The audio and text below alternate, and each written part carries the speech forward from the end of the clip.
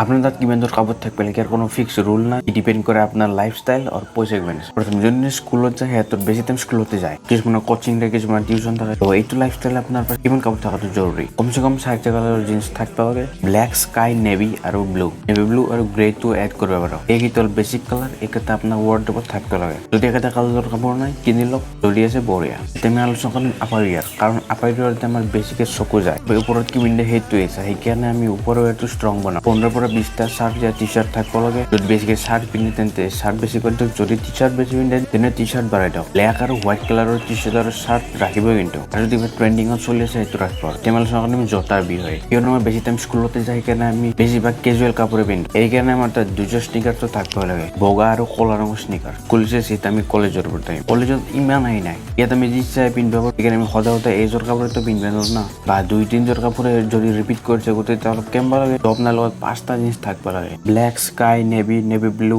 Grey আৰু extra colour এটা add কৰিব পাৰি, হোৱাইট এড কৰিব পাৰে। আৰু 2টা চিনো থাকিব লাগে, যিটো কালাৰ আপুনি ভাল থাকে সেইটো। উদাহৰণস্বৰূপে অলিভ কালাৰ, টেন কালাৰ। আৰু ফৰ্মেল পেণ্টৰ কাৰণে 2টা ফৰ্মেল পেণ্ট ৰাখি দিয়ক, ব্লেক আৰু গ্ৰে কালাৰৰ। এতিয়া আলোচনা কৰিম আপাৰ ওয়াৰ। আপাৰ ওয়াৰত আমাক বেছি গুৰুত্ব দিব লাগে, কাৰণ চবৰে চকু আপাৰ ওয়াৰতে যায়। তো আপোনাৰ 20ৰ পৰা 25টা চাৰ্ট বা টি চাৰ্ট ৰাখি দিয়ক। যদি আপুনি কালাৰ কোনটো ৰঙৰ পিন্ধে তাৰ কাৰণে এটা ভিডিঅ' মই বনাই ৰাখিছোঁ, বিলিয়াৰ কোৱালিফিকেশ্যন চিক্ৰেটছ, এইটো ভিডিঅ' চাই লওক। য'ত আমি আলোচনা কৰিছোঁ মেইন নিউট্ৰেল কালাৰ্ছৰ ওপৰত, যিকেইটা কালাৰক মেটচ কৰাটো বহুত সহজ। আপোনাৰ লগত 2যোৰ স্নিকাৰ্ছ থাকিবই লাগে। ফৰ্মেলৰ কাৰণে অক্সফৰ্ড শ্বুজ ৰাখি দিয়ক, আৰু ছেমি ফৰ্মেলৰ কাৰণে মংক ষ্ট্ৰেপ ৰাখি দিয়ক।